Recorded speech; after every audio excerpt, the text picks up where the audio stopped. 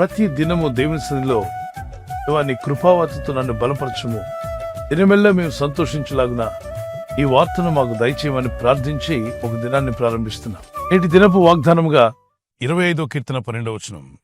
యెహోవా యందు భయభక్తి గలవాడెవడో వాడు కోరుకోవలసిన మార్గమును ఆయన వానికి బోధించును.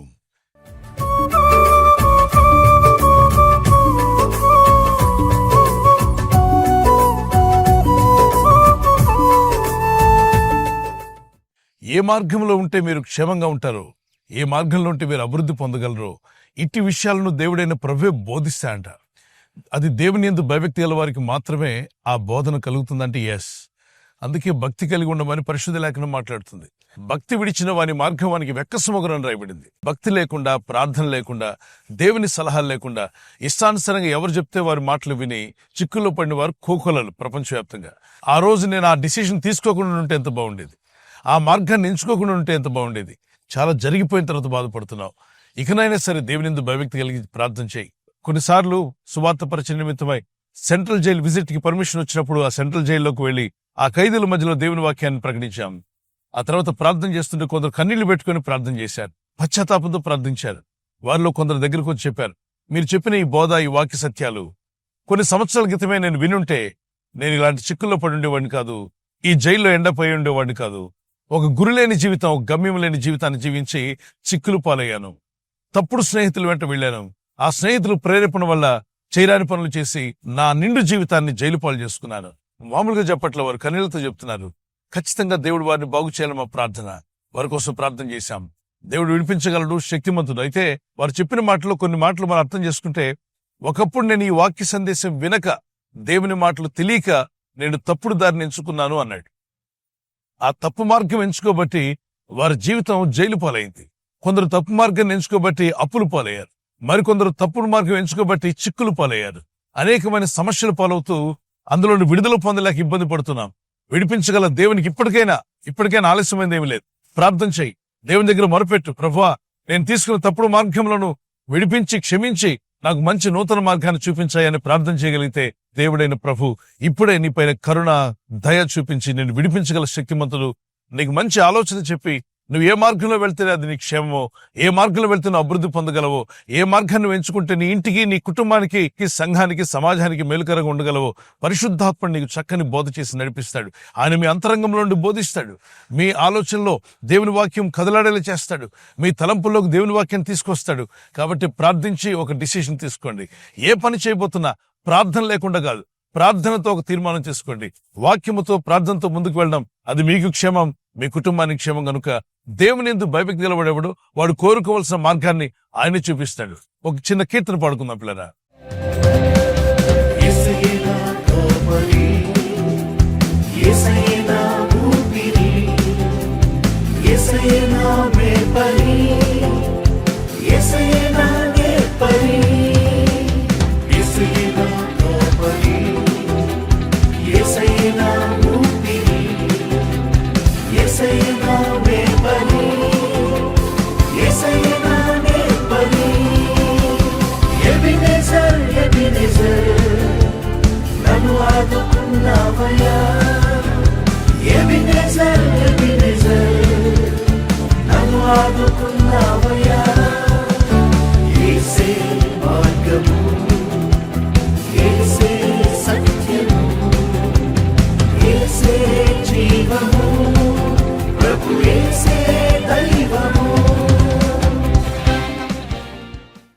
చూడండి, దేవుని యందు భయభక్తి కలిగి ఉన్నామని చెప్పుకుంటూ కూడా కొందరు దరిద్రపు ఆలోచనలతో జీవిస్తూ తప్పు మార్గాన్ని ఎంచుకున్న వాళ్ళు మనకు కనబడతారు. అందులో ఒకడు ఇస్కరియోతు యూదా. 12 మంది శిష్యుల్లో ఎవరికి రాని దరిద్రపు ఆలోచనలన్నీ ఇస్కరియోతు యూదాయే కలిగి ఉన్నాడు. లాస్ట్కి తన జీవితాన్ని ఆత్మహత్య చేసుకుని అంతం చేసుకున్నాడు. వాక్య విరుద్ధమైన వాటికి చోటు ఇవ్వకండి. తన హృదయాన్ని దేవుని మీద కంటే ధనం మీద పెట్టాడు. అక్కడ దెబ్బతిన్నాడు. అలాగే గేహజీ కూడా 2 ఆత్మ అభిషేకం కలిగిన ఎలీషా దగ్గర ఉంటూ కూడా నయమాన్ యొక్క ధన సంపదల కొరకు పరుగులు తీశాడు. లాస్ట్ కుష్ఠరోగం తెచ్చుకున్నాడు, దేవునికి దూరం అయ్యాడు.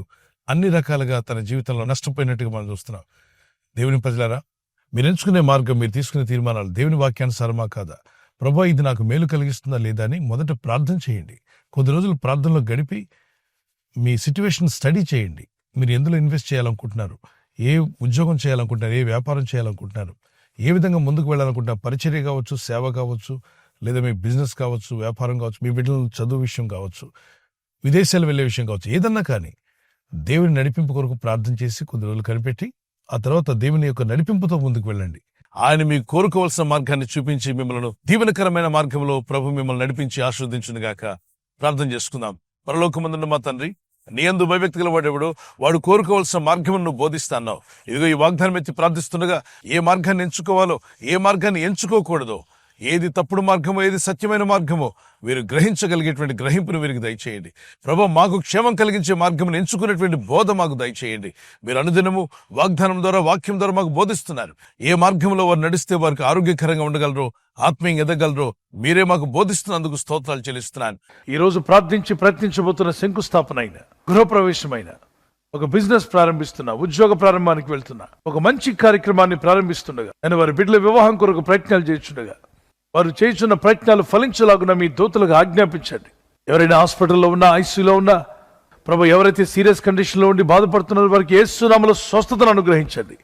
ఒక బలహీనత వల్ల కృంగిపోయిన వారిని లేవనెత్తండి. మీ గాయపడిన హస్తమును చాపి వారికి ఉన్న సకల రోగాల నుండి విడుదల ఇచ్చేయి. వారిని లేపి నడిపించడాన్ని సాక్షులుగా నిలబెట్టుకోండి. ఈ ఉదయకాలం ప్రతి రోగి యేసు నామములో స్వస్థత నొందునుగాక.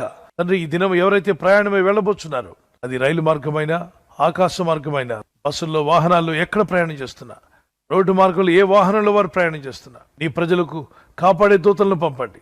ఉదయం బయలుదేరి సాయంకాలం ఇంటికి వచ్చేంత వరకు నీ కాపుదల, కాపాడే దూతల యొక్క సహాయము నీ ప్రజలకు దయచేయమని అడుగుతున్నారు. ఈ వాగ్దానం ఎత్తి ప్రార్థిస్తున్న ప్రతి బిడ్డను దర్శించి బలపరిచి వర్ధల చేసి చక్కని మార్గంలో వారి కుటుంబాలను, వారి జీవితాలను నడిపించి మీ నామానికి మహిమ తెచ్చుకోమని, పిల్లలు, యవనస్తులు, పెద్దలు వారి కుటుంబాల్లో క్షేమకరమైన మార్గాన్ని ఎంచుకునే కృప, జ్ఞానము, వివేకం వీరికి దయచేయమని యేసుక్రీస్తు పరిశుద్ధ నామములో అడుగుచున్నాను నా పరలోకపు తండ్రి. Amen, amen, amen. ఈ వాగ్దానం విన్న తర్వాత ఆమెన్ చెప్పి మీ ఫ్రెండ్స్, స్నేహితులందరికీ షేర్ చేయండి. లైక్ చేయడం మర్చిపోకండి. లైక్ బటన్ తమ్ మీద క్లిక్ చేయండి. అలాగే షేర్ చేయండి, సబ్స్క్రైబ్ చేయండి. చేయని వారితో కూడా చెప్పి చేయించండి. ఎందుకంటే దేవుని మాటలు అనేకులకు అందజేస్తున్న ఛానల్.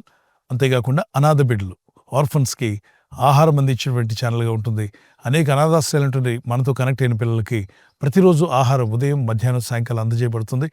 ఈ ఛానల్స్ మనం సబ్స్క్రైబ్ చేయడం ద్వారా వారికి మనం భోజనం పెట్టిన వాళ్ళు అవుతున్నాం.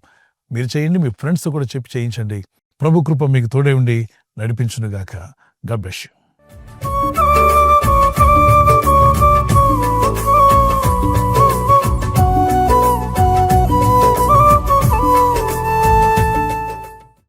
బర్త్డే జరుపుకున్న వారికి happy birthday to you, many more returns of the day. May the Lord bless you. ప్రభునామని కనపరుస్తూ మీరు ఆనందంగా దినమెల్లా దేవుని స్తుతిస్తూ ఉండాలని ప్రార్థిస్తున్నాను. మీకు ప్రామిస్ వర్డ్ ఆఫ్ గాడ్ నుండి, దేవుని వాక్యం నుండి, ప్రొవెర్బ్స్ చాప్టర్ 1:33, సామెతలు 1:33 నా ఉపదేశం అంగీకరించేవాడు సురక్షితముగా నివసించును. Whoever listens to me will leave in safety and be at ease without fear of. ఎటువంటి హామ్ లేకుండా, ఎటువంటి ఫియర్ లేకుండా జీవించే కృప ఆయన మాటలు వింటున్న వారికి కలుగుతుంది. కనుక ఆయన వాక్యాలు వినుబుద్ధిని దేవుడు మీకు దయచేసి ఉదయకాలం శిష్యునికి ఉన్న వినుబుద్ధి వలె పరిశుద్ధాత్మ వారందరికీ వినుబుద్ధి పుట్టించునుగాక. God bless you. Happy birthday to you, many more returns of the day. దయాకిరీటం ధరించేసి మిమ్మల్ని దేవుడు అభివృద్ధి పరచునుగాక. This is what my prayer for you. May the Lord continue to bless you and give you long life. God bless you. Anniversary జరుపుకునే వారికి we wish you happy wedding anniversary, many more returns of the day. May the Lord bless you. ప్రభు అక్కడ ఆలస్యమైతే మరి మీరు silver jubilee, golden jubilee, platinum కూడా జరుపుకునే కృప దంపతులను మీకు దయచేయునుగాక. Promise of God, Isaiah 44:3, I will pour out my spirit on your offspring. నీ సంతతి మీద నా ఆత్మను కుమ్మరించేదను. భార్య భర్తలను మిమ్మల్ని దేవుడు దీవించి, గర్భఫలం లేకపోతే ప్రభు మీకు గర్భఫలం అనుగ్రహించి, పిల్లలు గలవారు మీకు మీ పిల్లల మీద, మీ సంతతి మీద దేవుడు తన ఆత్మను కుమ్మరించునుగాక. ఆమేన్. ఇద్దరి మధ్యలో ఐక్యత, ఏక మనసు, లవ్ అండ్ ఎఫెక్షన్ మీ ఇద్దరి మధ్యలో పరిశుద్ధాత్మను ఇంక్రీజ్ చేయనుగాక. God bless you. ఈ ఛానల్ను మీరు సబ్స్క్రైబ్ చేసుకోవడం వలన 2 పనులు జరుగుతున్నాయి. ఒకటి, సువార్త జరుగుతున్నది, ఆత్మలు రక్షించబడుతున్నాయి. రెండవది, పేదలకు, అనాథలకు ఈ ఛానల్ ద్వారా సహకారం అందించడం జరుగుతుంది. మనం సబ్స్క్రైబ్ చేసుకోవడం వలన అందరికీ సహాయం చేసిన వారమవుతున్నాం. ఖచ్చితంగా ఈ యూట్యూబ్ ఛానల్ను సబ్స్క్రైబ్ చేసుకొని బెల్ బటన్ను క్లిక్ చేయండి.